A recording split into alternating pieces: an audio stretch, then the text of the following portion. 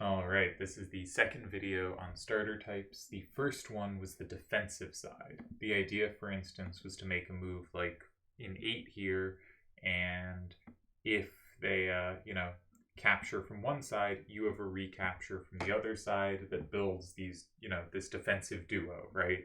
Because your starter had the maximum number facing towards 5, or it doesn't even have to be the maximum. It could have been, well, this hand doesn't really have a good way to do it, but let's say something like this. It could have had an 8 facing up, and because the opponent's hand couldn't beat an 8, that could effectively be safe as well, right? So usually the maximal number, but it can just be a number the opponent can't beat. And your intention is to, when the other square next to it is occupied, when one of the squares next to it is occupied, you play in the other, and you create this defensive wall. And so it's a very defensive starter type. The idea is to build out safety. And you're usually identifying, yes, I am better going up than they are down. I have 2 cards that are pretty safe to their hand, and I can use them in combination together to play this defensive structure. Here, it wouldn't be such a good idea because we can't actually build out the defense. They have a capture here. So here, this wouldn't be a viable idea, but hopefully from the last video, we understand when it might be. Now, the type of move I want to talk about today, I only have the one example because I couldn't actually find a good example game. This is the aggressive side starter. I think of this as a side starter type that Yevon has mostly pioneered. He did it a bunch in the Open GB, where he had a very impressive finish, coming second.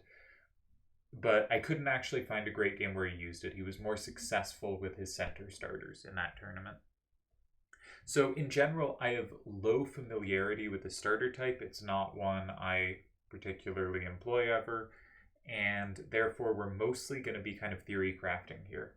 I took a game where a very good player lost on first turn and clearly did not find a starter they were super excited by, and tried to see, could we make a better starter of this type? So here's the general idea. We want to play a side starter where we control the squares next to it. Not where we have a card that's potentially safe next to it, right?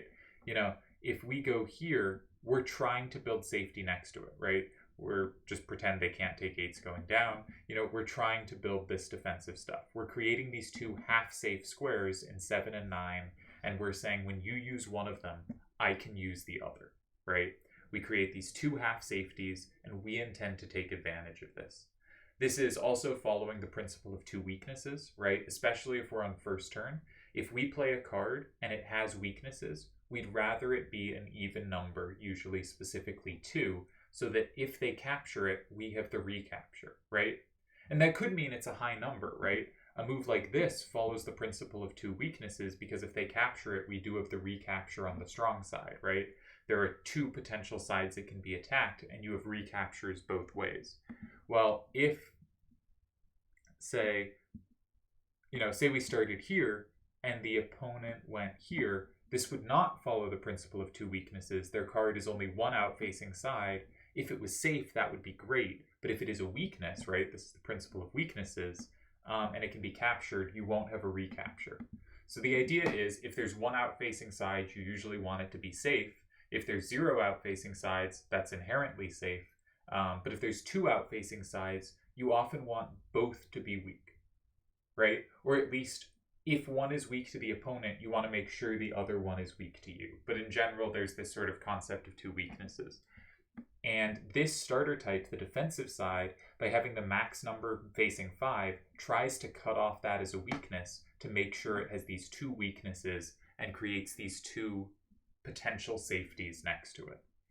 But it is a very reactive type of move. If the opponent goes far away, right, you are unlikely to now jump into 7 or 9 because you will concede the other one to them, and suddenly they might have built that defensive wall. So you're often sitting on it for a while, right?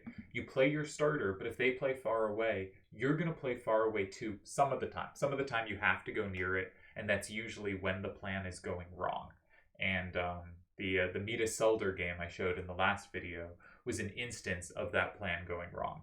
Incidentally, this is taken from a Midas game where he won, and I think won quite brilliantly, as we'll see in a moment. So Last video, we showed Midas in trouble. This video will show Midas playing well. But this starter type follows the principle of two weaknesses, but it sticks with it in this reactive version, right? Where you're intending to meet either of 7 or 9 with the other of 7 or 9. But until that happens, you're usually holding off on those squares, or if you have to play in them earlier, often it feels kind of bad. Now, the starter type we're going to be looking at today is very different, but it has the same core concept, which is I see this hand and I see this 10 is undisputed. They cannot play such that this 10 can't capture from below. So it says the opposite. It says instead of trying to have safeties next to my starter, I want you to not have safeties there. I want to control those squares. And so the starter we're actually going to look at is going to actually be this move, which may look kind of random and nonsensical. We'll get to it in a moment. First, I want to quickly show the actual game that happened. Midas' opponent started in 5. Midas played a nice corner move in 7. The opponent played a plausible looking move in 2. It looks kind of vulnerable because there are no recaptures, but it is also the case that it is difficult for Midas' hand to touch, right? He can take this way, but then, the opponent locks in a whole bunch of cards. And he can take this way, but it's comboed, right? Now, it does give up a lot of side-to-side power. There's a right weakness. But it looks like a move that should be decent. And Midas, I think, finds a really fantastic winning plan here.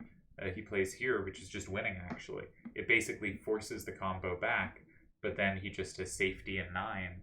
And also, his opponent cannot play an 8 because he has a combo in 4 with 3A7-8 that he set up with his first move. Now, the game went a different path after 3. The opponent tried 4, and to block that combo square that we just saw was dangerous. And Midas goes in 6. Again, can look like he's walking into a combo, but he always has the combo back. Opponent goes in 1, and Midas takes advantage of that right weakness by going in 9 and winning. Really nice win by Midas. The move in 3 is very strong. It's the only winning move, and it's a really nice find because it's a move you could look at and be like, oh, they combo me, that's horrible, and just start looking at other things. Really impressive find. So I wanted to take this game and look, was there a better way to start? And specifically, could we find a way to start with this plan? Because I noticed this game had this directional advantage, right? And the same kind of directional advantage that the defensive side would have, except we use it the opposite way. Instead of saying, we're good going up and you're bad going down, so I'm going to start facing up. Instead, we're going to direct the game upwards. And we're going to say, I control all the neighboring squares. You don't have safety in 1, you don't have safety in 3. Either my A595 or my 8696 controls your whole hand. So you don't have safety in those squares. Further, in this example, though it's not necessary, we created a side that was tough for you to take, but I had a way to take. In 1, it is easy for a first turn player to take back. It is difficult for our opponent to ever take from there. So we create a potential difficulty for them that's not needed, but it's a reason why I prefer this card there to other cards there in this instance. It is also nice that if needed, we do have the same card that can recapture from either 1 or 3. Notice A595 has the recapture in both squares, so does 8696. Neither is safe, but that is not our goal here. Our goal is to make it hard for the opponent to play in 1 or 3. Now, if we did have a card that was safe in one of those squares, let's say they used up their A577 somewhere. Now suddenly we would have safety in those squares. Would we want to take it? Now, if we were playing the defensive side, we might not, because as soon as we took in 1, they might take the other way and suddenly lock in that card in 2. But actually, we're sort of following the principle of 2 weaknesses in an interesting way. Once we play next to it, now it will have 2 weaknesses, right? And probably the better way to play next to it here would be in this square. But I'm sort of explaining rather than exact specifics here. But now it will have 2 sides weak to us, so if they play in 1, we will have access to capturing from the other, which we wouldn't if it had the max number facing towards 5. So where the defensive side, we're kind of reactive. We're waiting for them to go in one of those squares so we can go in the other. This aggressive side, we can very readily start playing next to it because as soon as we do play next to it, it now will have 2 weaknesses. And because we control the squares next to it, our opponent is unlikely to play next to it. So we're likely to turn it into 2 weaknesses, even though it starts as 3. And I think this is a really neat feature of this kind of move. It's very hard for our opponent to go in 1 or 3. Something like this is obviously comboed. This might be even better because we'll still recapture 8-5-5A easily, and 8-6-9-6 plays a little better against the opponent's hand in a couple lines. But both look just fantastic there. Most moves in 1 or 3, we're capturing. Now, this brings us to what do we have to check when we make this kind of move? Well, we have to make sure, let's say we had to overpower, that they can't combo back. So we have to check 5 and we have to check 9. Basically, we have to check under the card. And here, both our capture cards have a 9 facing down. They don't have a way to combo that. It's fine if they can take it. We just don't want them to combo it.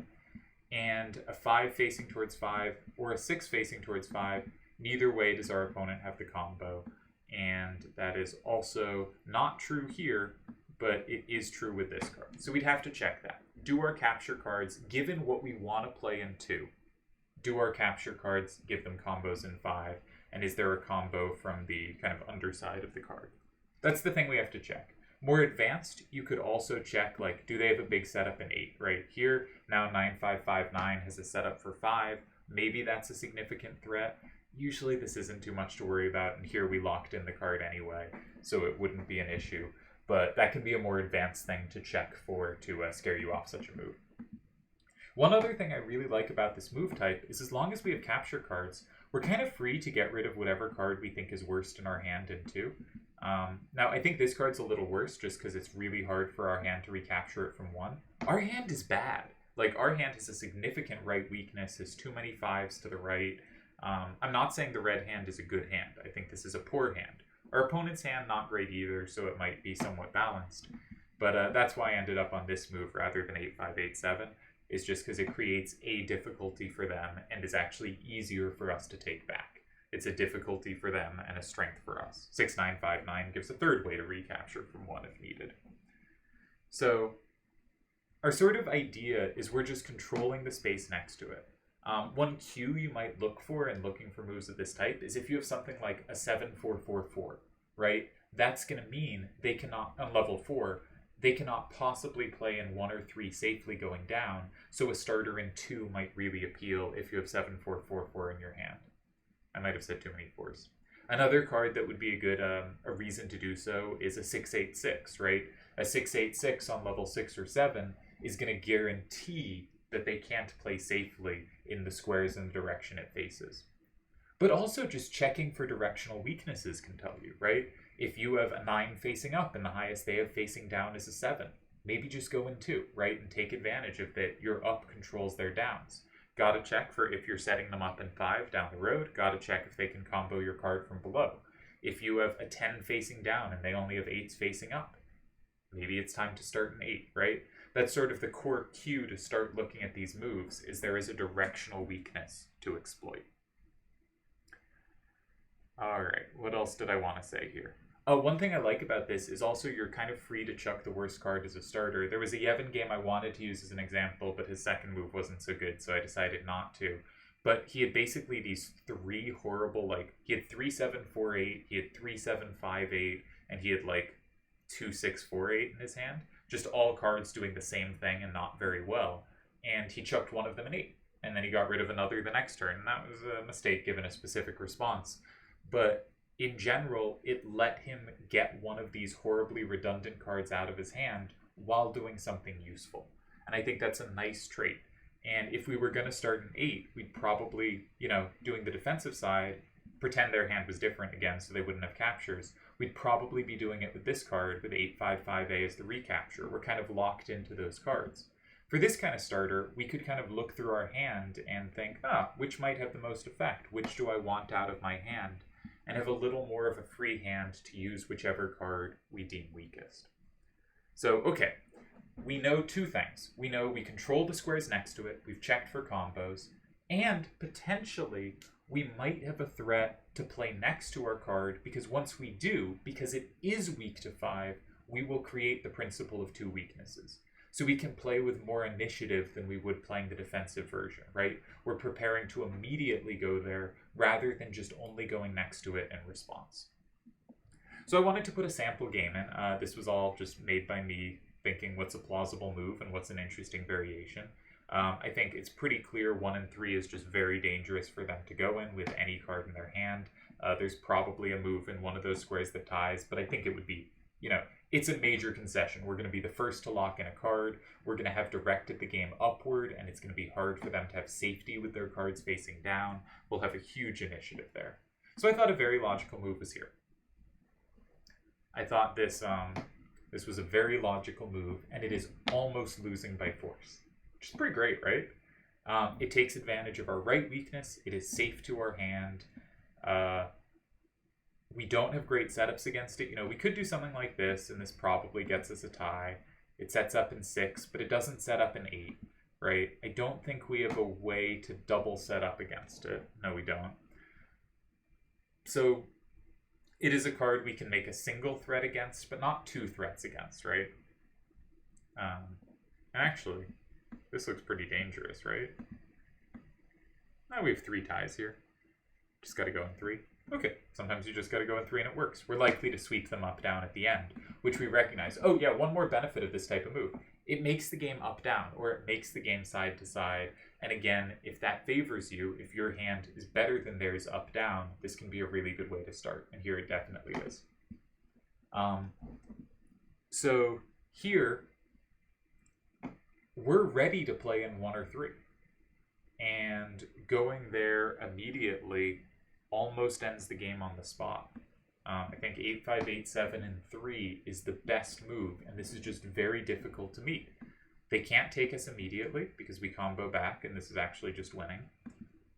Again, if the squares fill up like this, a lot of the remaining action is going to be up, down, and our A5, 9-5 sweeps them. Our 6, 9, 5, 9 also really good side to side. Just, they're dead. If they try to go for this, that's not safe at all. If they try to go for this, that's not safe. It's a very difficult position. If they try to go in 1, well, we know that square is covered. If they go in 5, that's another capture, but why would we care? It gives us 6 for free, and we can recapture in 1, right? Our card in 2, principle of 2 weaknesses, there's not that much point in them attacking it. It turns out there is one tying line for them, and it is one of the moves I mentioned. It's a 3A, 7, 8 here. If we take, they then can just about get a tie with this move, with the point that exactly this is comboed back for a tie, and if we start with something like this, they can go here and just about get their tie, and if we start with this, they can take it and get their tie. But just barely hanging on by a hair's breadth. In this position, they have 1 tie, and they must have seen this move to make it work. Otherwise, they lose. So just, I think, a huge amount of pressure coming out of a completely innocuous looking first move. Who sees this move and goes, wow, that's terrifying. What a scary move. And thinks, yeah, I'm definitely in trouble after I just play the free safety. But actually, in huge trouble, and this position in practical terms is basically going to be lost. A huge percentage at the time. So I thought that was a cool example. I didn't come up with any others, but I think this type of starter can do a bunch of things. It takes advantage of a directional weakness. If the opponent is bad facing down, instead of directing the game down, we direct the game up because they can't put cards there that are safe to us, right? We're creating these 2 half safeties with our starter in 1 and 3, and they can't use them, but maybe we can, right? And we know they can't. We've made sure they can't. And now they're open to us. And when we do use them, we can use them actively. We can go for them quickly without having to be near as careful as we would with the defensive side, because if they play in the other square, they're not locking anything in, and we can capture that card. So I think it also makes the game, we can choose to make the game up, down, or left, right. This is, I think, the thing side starters in general are best at, is determining whether the game is horizontal or vertical. And if your hand has an advantage versus theirs in either of those ways, here we see they have 4-7-8A and 3A-7-8. their hand is likely not that excited to see the game go up down. Those cards can easily be dead there. We can put them in a lot of trouble. I think it is usually better to play this way with rules. I think without rules, it is harder to control the space you'll need to control. It's going to be heavily rule dependent. You usually want, unlike the defensive sides where the fewer rules the better, I think here quite often the more rules the better. Though, interestingly, without combo, it is easier to control space, right? Because if they go here and you have to overpower them, with combo on, you have to check to make sure you're not being comboed. Maybe a better example would be they go here. With combo on, we have to be wary of this move. Now, maybe that's not remotely a problem. Here it probably isn't. But with combo on, at least we have to be wary of it, right? With combo off, we wouldn't have to be wary of that. So switching on and off combo, I think it should be pretty decent either way. But otherwise, I think you usually want more rules in effect for this to be a strong type of starter. What else? Style. I think it's very much an aggressive starter, right? And it's an initiative type starter, which is to say it does not care about creating safeties immediately, but it does care about controlling space. I am playing against the cards in your hand, rather than playing for the cards on the board. But it does create a threat, right? And the defensive side often doesn't create a threat. We often don't want to go next to it because we want to be the second person to have gone next to it. We want them to go next to it, and then we go next to it on the other side and lock it in. Here, we're happy to be the first one next to it because we've set it up to have two weaknesses after, rather than the defensive side where we've set it up to have two defensive weaknesses to start off. And I think that's a really interesting difference and really defines this as a much more aggressive way to play. Overall, evaluating it, did I have anything else I wanted to say? Summarizing my notes. This was mostly theory crafting. I have low familiarity on it. I tried to find a game where it might stand out, and I think this game actually is a really compelling argument for it being a good starter type. I think it's interesting. The main goal, you play a side where you control the squares next to it. I think, interestingly, this is often in the opposite side of where you would play a defensive side, right? Aggressive moves often land on the opposite end of the board from where defensive moves do, and this is one of many instances of that. Because in an aggressive style of play, you are generally aiming to direct the game to where you have advantages, and a defensive side, you are aiming to set up the game from where you have advantages, and those are usually in opposite directions. A cue to do so is that you control space. This could be because you have a 6-8-6, a 7-4-x-4, but it could also just be because you have a higher number in this direction than they have in the opposite direction. A defensive side, you'll often need 2 numbers higher. An aggressive side, you often only need 1 card higher. Though again, have to be careful about combos, so it helps to have that extra capture card so that you can have different numbers facing out if need be, especially with combo on. The thing to check for, do they have combo play against your captures, right? Here, they occasionally have combo play against the A5-9-5. They never do against the 8-6-9-6. We can combo back with the A5-9-5. They really don't have combo play here. An advanced thing is to check if they have diagonal play, right? If something like this happens, just do they have some big setup diagonally from it? But you often won't have time to look for that, and that's often not actually that big a deal if they do. Our main goal is to control squares next to the starter, but a nice secondary goal is if we threaten to go next to the starter ourselves, that is often the move we will make on the next turn. Unlike defensive sides, we can take more initiative in doing so, and we're still following the principle of 2 weaknesses. We're just starting with 3 weaknesses, but quickly reducing that to 2 weaknesses, which I think is a very interesting method of play. I think the game I showed is really cool. It's just, I think, very surprising that this position is almost dead for the second turn player when the first turn player had an awkward hand and a really weird looking starter. And I think, yeah, really compelling case for this kind of move being quite powerful. We take advantage of directional weaknesses. We also take advantage of potential horizontal or vertical weaknesses. If they are much better horizontally, we can make the game vertical. If they are much better vertically, we can make the game horizontal. Note, if they are much better vertically, right, they will likely have weaknesses left or right, just kind of innately. So the move that takes advantage of their directional weakness will also take advantage of their kind of side-to-side type weakness. and so it will do both pretty regularly. It's better on rule sets with rules to better control space, but I'm not sure if it's better with or without combo. It seems to me it should apply to both. Its style is, I think it is aggressive, it is looking to control space, it is comfortable with captures, right? It is happy for that card in 2 that we started with to be flipped regularly. Overall evaluation. It is not a starter type I use. So I was theory crafting here. I was not saying, I've used this effectively. It is a proven method to success.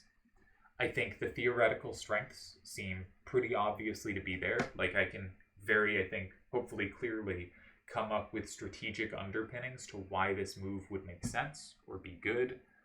But I do not have practical evidence or data to show it. And in general, side starters perform significantly weaker than corner starters. But no one is playing this kind of side starter except maybe Yevon. So again, the sample is small. Also, Delial has everything in his toolbox, so I'm sure he's played some games like this. Though he does usually go corners, he does also find side stuff. It offers a game plan, much like defensive sides. But our game plan, unlike a defensive side, where the game plan is often wait for them to play in one of these squares and then you get to play in the other, is start here and play next to it next chance you get, most often. And that offers a nice game plan that lets you move forward with some confidence of what your next move will be. That doesn't mean you should play it instantly, you should check other things, but it does give a game plan, and I think it is nice to have one. The big downside on this move type is I did mess around with the solver a couple other games. I thought maybe it'll work here, and it didn't seem to be high pressure in those examples. The solver quite likes it in this game. I think it actually liked this even more, but that seemed less fitting with the theme because that's not weak to 5. And once you actually checked the lines, there are more ways to lose to this move immediately, but there are more ways to lose to this in the long run that are moves humans would be likely to make. So with some messing about, I think this is the better starter, though the solver will tell you this is. I think it is wrong here. Again, the solver is very good at telling you this is a win, this is a tie, this is a loss, this is how many ties it gives the opponent, this is how many losses it gives the opponent. But it does not tell you, here's how likely they are to actually find those ties or losses. And there could be a position where the opponent has one tie, but it's the obvious recapture and they're always going to make it, while there are other positions where there are multiple ties, but they're all really weird hard moves to find. And that is obviously the better chance in practice to win. So in this case, I do think this is the better move, but I did want to mention the solver prefers this one. But overall, it thinks these are unlikely to be high pressure moves, but it is in general unimpressed by side starters. And often when you make a side starter, the opponent has very few ways to immediately lose the game for themselves. But it is your next turn that really tries to apply the pressure, which is why I think it's so useful to have a game plan with a side starter. And this is why defensive sides are so popular, is because they come with that game plan, right? You sort of have that next turn intent, though it kind of only applies if they play next to it. Here, we, I think, actually in some ways have a clearer plan. If they play next to it, we're capturing them. We're locking in the first card. And we're happy that the game is directed in a way that favors us over them. If they do not play next to it, we probably will, because we're happy to turn our starter into a 2 weaknesses type position. So this is the aggressive side starter. I think it is a curious and underrated kind of move. I wish Jadat had returned because I think he is actually the star of this move type. But I have none of his games on record, I don't have saved games from back in the day, or the only ones I got were because Vid put them in an Occult fan article. So, but I think if we had records of Jadat's games, he would be the star player of this move type and the person who clearly has the best feel for it. And in the modern era, Yevon is the one player, maybe Delial as well, sometimes pulling this out. But basically, no one is doing this. Theoretically, I kind of believe in it at least as much as the defensive side. In practice, I'm not so sure, but I think it's really interesting, and I would love to see some people trying it out. And I think there are clear cues to look for it. We have this directional advantage, and we can set the game up so that directional advantage really works nicely. Yeah, so I think that's all I got on this one. hope you enjoyed it, because I put more work into this one just because, into really thinking it through, because again, it's not something I have familiarity with, so it's not something where I can just go, ah, yes, as I do here, here, and here, because I don't. But I thought it was really interesting to look at, and I think it's an important idea. And even if it's not what you should be doing most of the time, against an opponent that gives you trouble or your standard patterns aren't working, maybe it's a good way to throw something new in the mix. And maybe it's just a good way to play in general. I don't know. Cheers.